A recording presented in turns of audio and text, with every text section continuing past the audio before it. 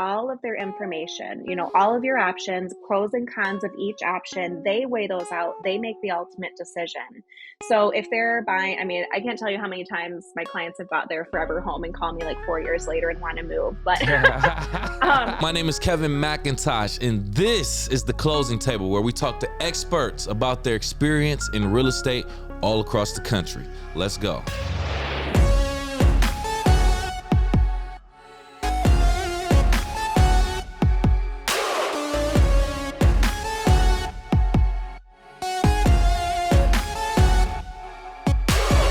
Welcome to The Closing Table. My name is Kevin McIntosh. Join us here on this episode. We will be speaking with Erin Klinger of the Lafayette team. How you doing, Erin? I'm great. How are you today? Great. Thank you for joining us and going back and forth with your energy. I appreciate that. So we wanna obviously talk about real estate first and foremost, but got a curveball for you, Erin. I got a quick icebreaker. A game called This or That. I'm going to throw out name, a word and or phrase, two of them actually, and you just tell me which one you prefer. It's based off whatever attributes, characteristics you choose. You just tell us which word, and you can explain why if you want to, okay? Got it. Yep. All right. First one, completion of higher education or professional development? Professional development.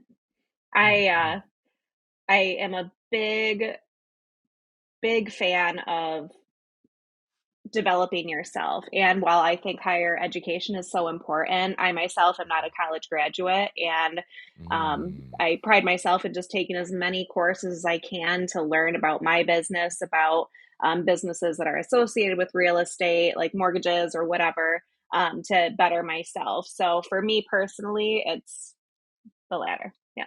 Nice. Okay, cool. Got another one. Closing skills or follow-up skills? Follow-up skills, 100%. Closing skills, I don't consider myself a salesperson. I consider myself an advisor. So follow-up skills is just so key, because by the time people contact me, chances are they're not quite ready to do something yet. And so for me, being able to follow up with people and really guide them into making a wise decision is key for me. And I think the closing just comes naturally as a progression of the follow-up. There it is. All right. Lastly, Yeah. active listening skills or public speaking skills? Active listening skills. I think if you're an active listener, then you can really learn how to be a public speaker.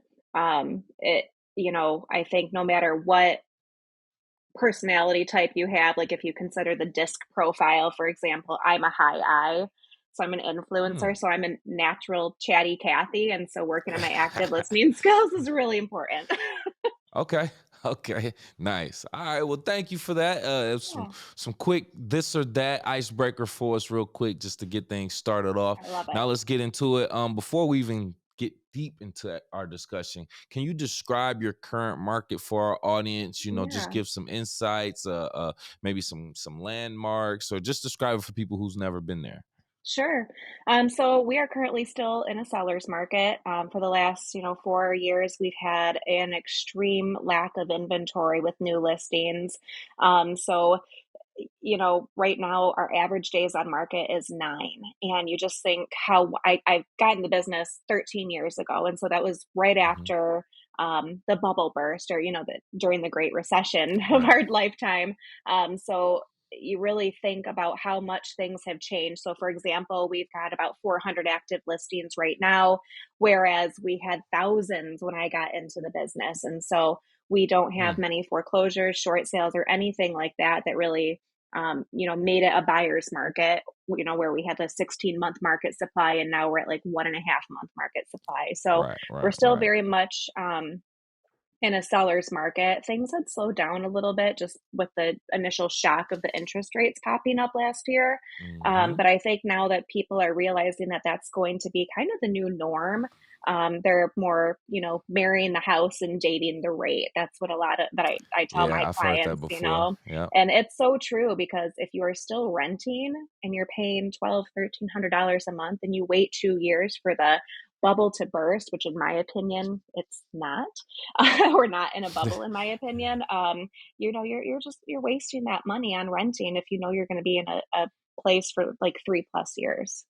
Right, Yeah. right. Okay. Yeah, yeah. So, And that seems to be the consensus with a lot of different markets, yeah. a housing shortage for the most part, Yeah. lack of livable homes, immediate livable homes. You might have to do some, put some work into it, some sweat Yeah. equity as they call it, and things of that nature. That's good. Okay. Well, thanks for giving us this Yeah. description. Geographically, where would your markets be located? So I'm in the greater Lansing area, so I like to call it the Tri-County area. Well, it is the Tri-County area, but Clinton County, Eaton County, and Ingham County. There So it I really is. encompass that whole area. Anything outside of that, I really like to refer out to trusted realtor partners, just because real estate is so relative, and I want my clients to be best served. That's true. Yeah. Okay. So, as a millennial, you're a millennial, fellow millennial here Yeah. also. You say you're up to speed on the latest technology and ways to communicate that speak to those of that Yes. generation.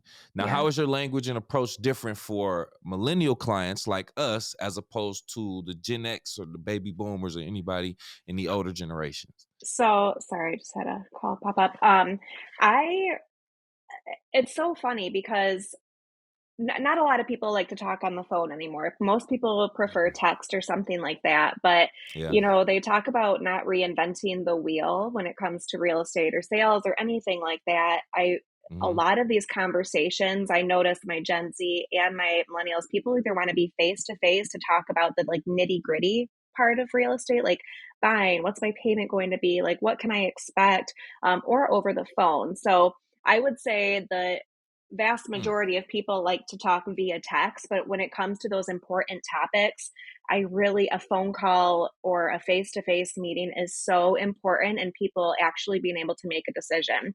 And I remember, I don't know, it was like maybe 10, 11 years ago, before we had like digital signatures, before those were widely used. I remember there was a Right. snowstorm.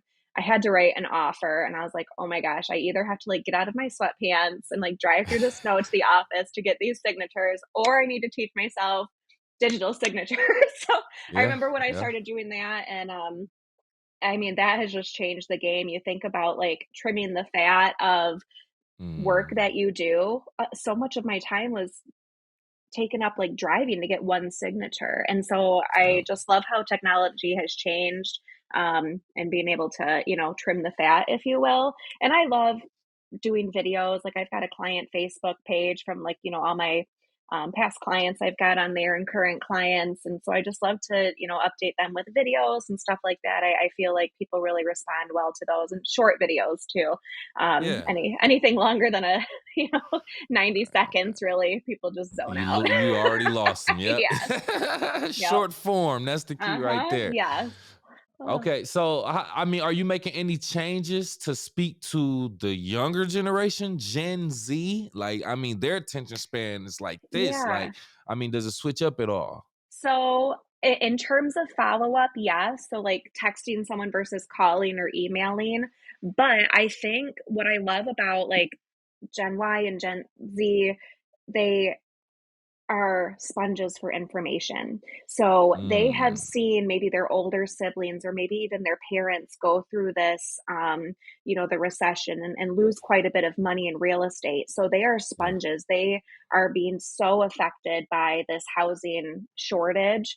yeah, It's really hard for them to purchase a house right now. So they are trying to get as much information. So I'm actually finding they want to actually set up an appointment or meet me at my office or set up a conference call or a Zoom or something. And so, mm. whereas like baby boomers have that, you would think it would be opposite, but baby boomers, they're like, no, just text me. No, just send me the contract. Really? So it's kind of flip flop as to what you would think, but, I just love all of the information because they are so cautious. Like I have a client right now who he was kind of on the fence. He's got a great job, great income, great money in the bank, but he is scared to death of making a mistake. And so I actually had him meet with a financial planner to go. I mean, he's in his early 20s. And I'm like, dude, whatever decision you make right now, you're setting yourself up for success because Yeah, you're yeah, thinking I know, about this. right? I'm like, Man. I'm like, man, if I was like that in my 20s, oh man, Yeah. life would be great. Man, But so it's much different. yeah, but it's funny, it's kind of flip-flopped, the younger Mm, generation is really, like, tuned in, like, they're not making these, yeah, microwave decisions, if you will, these quick decisions. They're really getting all their information and doing their due diligence, which correct. is super impressive to me. Correct, Yeah. correct. Yeah, yeah. Yeah. That's one thing I can agree with being part of Gen Y, aka a millennial. Like Mhm. we got a little bit of both. We got a little bit of, before the internet, and then like as the internet was coming up, that's when we were in our teenage years and Yeah. whatnot. And we start to adapt to it. But the generation after us, it's just all internet. Yeah. So like I completely get, we are in the age of information. So we've been a lot more accessible to things of that nature. So we Yeah. we want to get the information. We want to soak it up. We want to see what we can learn and then make the best move from there. Ultimately, Absolutely. there's Yes. exceptions, but Yep, for yeah. sure. Yeah, yeah. Yeah. Okay. Okay. Aaron, you said you want to be someone's realtor for life. Yes. Now, that sounds great. But I gotta kind of challenge you on this. So, what does that mean for a client that you have who you may help get into, you help them buy a home, but they're in that home for life. Yep. They have no plans on selling or buying an investment property. How can you continue to be their realtor for life if all they did was just buy a home? Yeah. So, when I say realtor for life, like I said a little bit ago, I consider myself an advisor more than a salesperson. And so when my clients are Mm, making that decision, I'm not going to make I tell them I will always stand between you and a bad decision, but I will never make that decision for you. So, I try to give my clients all of their information, all of your options, pros and cons of each option. They weigh those out. They make the ultimate decision. So if they're buying, I mean, I can't tell you how many times my clients have bought their forever home and call me like 4 years later and want to move. But so being a realtor to me and being a realtor advisor and the realtor for life means that, yeah, yeah. hey, if you have an issue with your taxes, call me. If you have an issue with Mm, your plumbing, call me. If you are considering doing a big update to your home and curious how that could affect the value, call me. right, So right, I right. want to be their resource for all things real estate related and related to their home. So I get random calls like, hey, we're thinking of updating our kitchen. Is it a smart, we got a big quote to put quartz in. We love the quartz, but we don't know if we should invest in. So I say, well, if you plan to be there for the next 10 years and you know you are going to love that quartz countertop, yeah, Right. do it. Your neighborhood may not support that value, but if you have no intention of going somewhere and you can enjoy it while you're there, maybe it makes sense. But if you're going to be moving in a year or you're doing that just to increase the price of your home because you were thinking about selling in a few months, maybe you put Mm-hmm. in a high quality laminate or a granite or something that's a little bit more Mm, cost effective. So kind of I want to be a sounding board for all of those different decisions, right, and right. be able to help, guide them. So I yeah. love what you said, Aaron, because I had the conversation before in regards to making improvements or renovations to your home that exceed what it could be worth because of the Hmm. neighborhood. The way you put it was perfect. You said, God, you said something like your neighborhood doesn't support your value Yeah. or something Yep. like that. And that is a perfect way to put it. So yeah, being an advisor for that's one of those type of things. That was a great response to that Yeah. overall. Well Thanks. done. I mean, yeah, that Thank was you. great, man. I can't believe it. Yeah, I'm happy. Yeah, okay, Oh, cool, cool. good. But okay, so you spoke on being an advisor for Yeah. property taxes. Yeah. That's a great segue because I want to talk about this. The property taxes to pay are based on the taxable value of the property, right? Yeah. So on the tax assessment, that's what you're going to pay unless you repeal them. Yep. This is something I didn't know about repealing your taxes. So, can you Yes. explain the process of repealing your taxable value? Yes. So, I guess to go to the very first part of it, so when people are purchasing a property and they are getting a good faith estimate from their lender, meaning they are finding out what their total monthly payment is, including principal, interest, taxes, and insurance, Hmm. their lender, if they're a good lender, is going to take a projected tax amount. So they're going to Right. say the tax amount is super low. Someone had owned the home for 20 years, and so that tax rate was capped or the taxable value was capped. Well, that's Mm. gonna uncap after they buy it, and so they could potentially be paying thousands more. And so the lenders that I work with, like the trusted lenders, at like Dart Bank, for example, Joe Sambear, he always will say, "Okay, so you're buying this house for 300,000. Well, let's calculate what the taxes would be at the worst case scenario the assessor could come back with in 150,000. So let's Right, right. calculate what that will be, and he'll figure their monthly payment based on that. And that eliminates so many surprises. So, in March every year, the assessors send out from your taxing authority, they send out your, new assessments. And so on Mhm. there is what your last year's was, what your new year's is, and in a little tiny blip at the bottom, you'll see if you don't agree with these, there's these 2 days that you can go in front of the Ah, Board they of put the Reviews. small fine print in Yes. there with the Yes, they do. okay.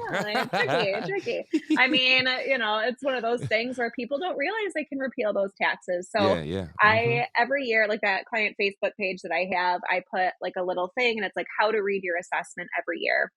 I say, Right. as soon as you get that, if you don't agree with it or you think something sounds off, call me. What I do is I run a few little comps, and if you had just, bought your house, we'll look at the comparables and we'll see what it is compared to what you purchased it for.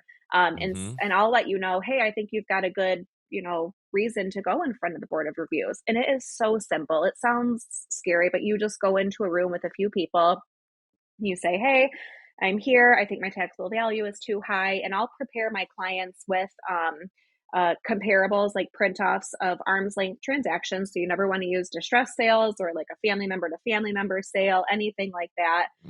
So you Mm. show them and say, hey, this is why I think that this should be. And based on the Michigan state tax law, my taxable value can be no more than 50% of my true cash value. And this is how you define true cash value. So then they look at it and hopefully it'll come down.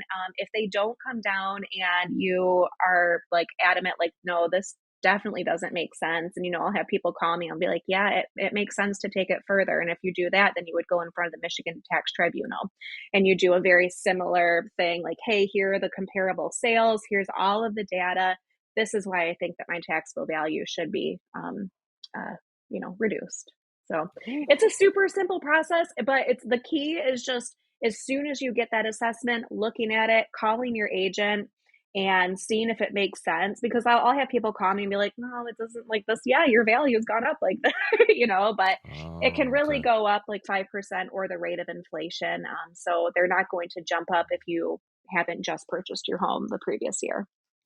So yeah, Wow. Okay.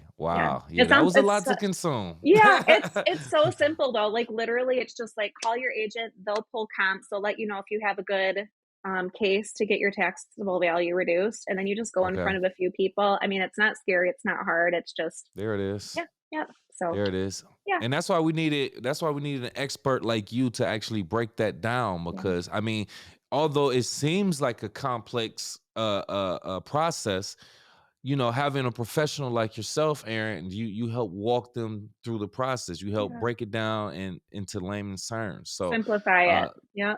exactly, exactly. So, apparently it's not as complicated as we think. So, is that something you feel like most people should do, or do you feel like the assessment is usually pretty on point Um, and you shouldn't have to worry about it? I'd say it goes back and forth. I would say more often than not, assessors are pretty spot on. There are those Okay. few occasions where you're like, no, this just doesn't seem right. But with the market changing so much over the past Mm, 10 years, but if they haven't, like I said, if it hasn't uncapped and something seems off, definitely. I mean, they're not going to lower your taxes without you asking. So if you feel like, hey, this is yeah. too high, it really doesn't hurt to go. I mean, even if it Yeah. lowers just a little bit, I mean, you think of that, how much say it lowers by $3,000 this year, but it would raise 3,000 next year. I mean, that's a $6,000 increment right there Correct. altogether. Correct. So you think of it year over year as those start to combine. So, yeah. Good point. All right. Thank you for that. You're Aaron welcome. dropping some gems on the closing table today. We Do it again. appreciate that. All right. So let's get into your area then. The Okay. greater Lansing area, Yeah. specifically Lansing. They saying some of the most expensive areas are what, the east and the southeast areas. I mean, you would know more than I would. And Yeah. they're saying the more affordables would be like the north or the west parts of the city. Can you Yeah. break that down? What Yeah. are the actual most expensive, most popular, least expensive areas? So I wouldn't say like there's areas that are obviously popular for various reasons, Okay. and that are, more expensive, like East Lansing, Okemos, stuff like that. But Mhm. there are what I love about Lansing and the Tri County area is there is something for everybody and everybody's budget. So, I mean, although prices are inflated right now because of the market we're in, there's still wonderful opportunities for different suburbs kind of all around there. And the beauty of Lansing is, I mean, it's really only a half hour to get anywhere, right? And so if you've Correct. got a job, Correct.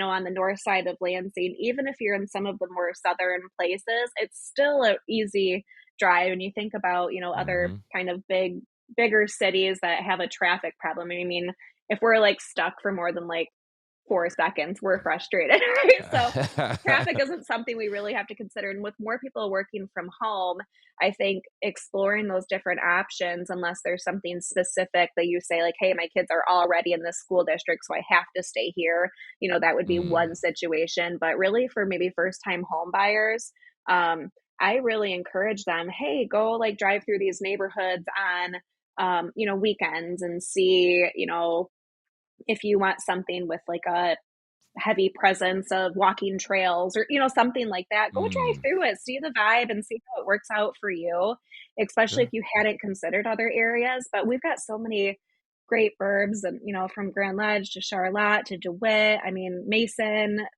Williamston, all of those places, and they all come at different price points. Some are more affordable than Right. the others, but some of them have the same vibe, if you will.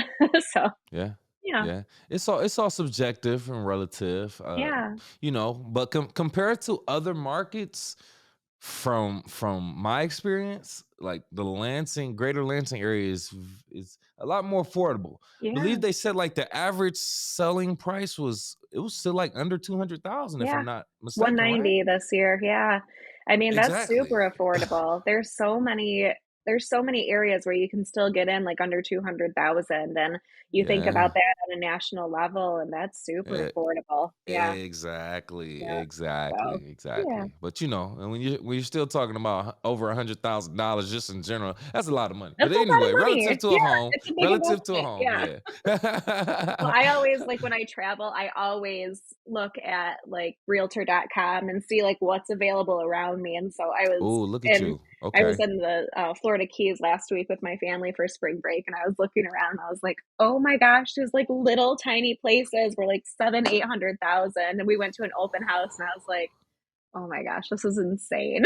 Yeah, I know. So, I've been to the Keys before, so I know exactly. Like it's yeah. it's so far away from everything, but the Mhm. view is beautiful and But I would Gorgeous. be scared to live there. I'm not gonna lie. Like I can't be enclosed on like that body of water and I'm like, everything. how my husband and I are always like, I wouldn't like how long until it's underwater? Like that in Miami and Man, stuff. It's God like, oh my forbid. Yeah, I gosh. know, right? Oh my Yeah. goodness. In So one that's the room. interesting thing. So do you go to open houses when you travel to other places? You try to find them? Sometimes. I mean, Really? real estate runs in my blood. I mean, it's a Mm. passion of mine. And so I even when I'm not at work, I still like I love houses. I love architecture. I love Right, right. looking at what other what's available in different areas. Like when I'm in Ann Arbor, I love driving around and just looking at those old, beautiful turn of the century homes. And, you know, the, I mean, it's just fun to look at that. I mean, who doesn't love? I mean, it's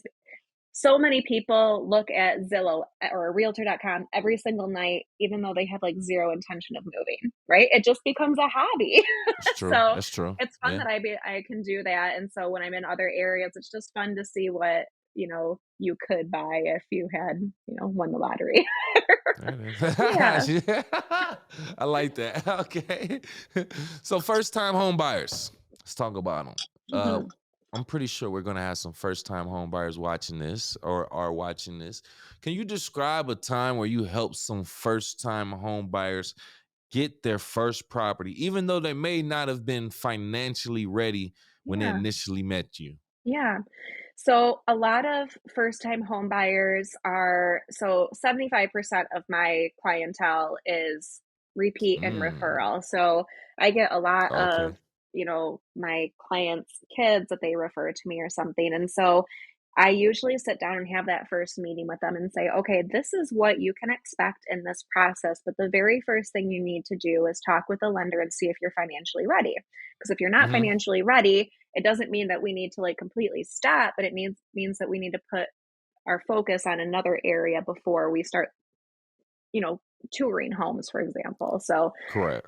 so I generally have them meet with a lender first, and the lender will look at their credit and look at everything and say, okay, if this is your goal to be in a home by, this time next year, this is exactly what you need to do. So you can really see the people that are really motivated to say, yes, this is a true goal of mine, they will knock those things out. And, barring anything that's like on your credit that is really hard to get off, like a bankruptcy or, something like that. But generally, first time home buyers, they don't have that, that situation yet where they've got like a short sale or foreclosure, obviously. So, um, Hmm. maybe they just have some debt they need to pay off to get their debt to income ratio more in alignment for a loan. But there's so many options that people have, and they don't realize how quickly you can either fix your credit or do some other things. And there's so many wonderful programs that are like the MISHDA down Hmm. payment assistance. That's either 10,000 or $7,500 towards your closing costs and your down payment. There's, rural development loan, zero money down. There's like DART has like a hero loan for like police officers, like paramedics, first responders. That's 100%. There's VA loans for veterans. So there's Right. so many options. And I think when people first start looking, they really think, gosh, I'm going to need a huge chunk of money. I'm going to need all of Yeah. this stuff. But until Yeah. you really talk with another professional like a lender, um, you really don't know. And so there's That's been true. so many times where I'm like, just talk to a lender. You're probably going to want to sit down with them. They'll look at everything. They'll tell you what you need to do. And so while the elephant may be really big, and so they're just kind of circling around it, if they make that first appointment and they just really go into it, they can do something more often than not within just a few months. And so I've had quite a few people who um, who know what they need to do, but maybe just aren't doing it. And so I just kind of keep talking to them, and, you know, maybe at some point they'll, that will be an actual goal of Yeah. theirs. Yeah. But there's some people who just knock it out and it's like, all right, let's do this. So it's really cool once they have the information and know what they need to do instead of just guessing about it. Hmm. It's pretty easy. Yeah. There it So is. Just take that step, that yes. first step, that leap of faith, which Yes. really isn't hard. There's a No. lot of people who are accessible that, Yeah. are waiting for you to call them and just ask them some questions. So, Right. Yep. absolutely Yep. agreed there. Yeah. The La Forette team is Yep. now with Remax or Yeah. Remax Real Estate Professionals. Yes, we Can you are. explain how this partnership with Remax actually benefits your clients? How does Yeah. that help them? So Remax has a huge market share within the greater Lansing area, and there are so many great resources. So, for example, if you're a seller, we've got some amazing marketing. We've got a ton of resources to allow you to get on all of the platforms and all these syndications. If you're a buyer, we've got like such an easy to navigate, you know, home search thing. And then what I think is really important because, we are real estate professionals, we are focused on Hmm. education and bettering ourselves to help serve our clients. They've got a ton of resources and opportunities for education so that we can stay up to date on like the latest um, apps or tech things or marketing or videos or you name it. And so it really gives us a great opportunity to tap into all of those resources to help our clients better. There it is. Yeah. Nice, nice. Yeah. There you go. I'm glad you were able to put that into some a way that people can understand that Yeah. when you make this partnership, this can actually benefit the clients. This isn't just something that's big business moves or Yeah, acquisitions and whatnot. This is something that we're doing that's going to eventually benefit you. So I'm absolutely. glad you put that in perspective. Thank Yeah, you. thanks. You're The welcome. Lansing real estate market is influenced currently by the economy of the greater Lansing area, which Hmm. is basically Michigan State University, Yeah, the state of Michigan. Those are the two bigger employers, including some manufacturing plants as well. yeah, But can you talk about how a large public university can have an effect on the current real estate market? I'm talking about like the turnover from yeah. renters and just home ownership from students and grads, things of that nature. Sure, sure. So obviously East Lansing is where the majority of people that are, attending the university are. And so, Hmm. freshmen obviously they have to live on campus, but what I see is a lot of people want to purchase homes either for their kids or something for them to attend and try to rent out for a certain amount of time. So Hmm. as you can imagine, the city could easily turn into 100% rentals from investors and things like that. But East Lansing Correct. for quite a long time has had a moratorium on rentals, so you cannot get a rental license in the city of East Lansing anymore. Really? And so that's why homes that are selling that have those already with them go for so much more and for top dollar because you can't get a rental license in East Lansing. The reason they did that is so people like investors couldn't go in and just buy up, blocks of places and, have insane amount of rentals in there. There So you it go. East Lansing was really smart where they really just protected home ownership in that area. So in terms of turnover, we don't see a ton. I mean, there's, areas of rentals and stuff, but we're not seeing as much. And then, in the city of Lansing, there's some, but I don't see a huge turnover. Um, once in a while, but really though, if you can buy a property in East Lansing that has a rental license on it, you're gonna hold on to that because that's worth a lot of money, right? So, Right. yeah, but, we've got so many other hubs, within Lansing too, and that's what I love about it is, like, we're a small town, but we really are a centralized hub for a lot of Hmm. these places, like, all major insurance companies that are national, auto owners and Farm Bureau and, Jackson National, I mean, so we've got that and GM and Meyer and Amazon now, and so we really are a Yep. hub, Yep. and within that, there's so much affordability within, and Neogen is huge too, and Hmm. they're acquiring quite a few pieces of talent from around the nation, bringing them into our area as well. Yeah. So Yeah. yeah, Yeah. There it is, the greater Lansing area right now. A great place to live, a great hmm, place to work. And if you are looking for a home, please reach out to Erin. Thank you so much for yeah. joining us, Erin. We Thank you. appreciate you I right appreciate it. now. If you have any last words and or want to tell the people how they can reach out to you, please do so right now. Yeah. So I would say if you are considering buying, selling, investing, anything, and you have any questions, just call me or call your trusted agent because there are so many things that we can, troubleshoot with you and help figure out if that is the best decision for you right now. So, Hmm. again, I'm Erin Klinger with the Lafayette team at REMAX. My cell phone is 616-389-7918, and my website is LafayetteTeam.com. That's LAFORET team.com. Yeah. Yeah. Thank you so much for joining Yeah. us, Aaron. I Thank appreciate it. you. Great talk. I learned a lot Oh, today. I good. learned a lot today. Thank you. I Good. appreciate that. My And for our pleasure. YouTube audience watching right now, I need you to do us a favor and hit the like button. Please also hit the share button and subscribe to our channel. And if you're listening on Apple, Spotify, or any other podcast platforms, please do the same thing. Give us a like, 5-star rating, and also subscribe to our channel for our latest content. And I like to leave our audience with a question also, Aaron. Here's the question for you, audience. If you do own a home currently, what are some things that you learned about property taxes that you did not know before you owned property? Leave your comments below. Other than that, we'll see you next time. Nice. Thank you so much, Aaron. I Awesome. appreciate you.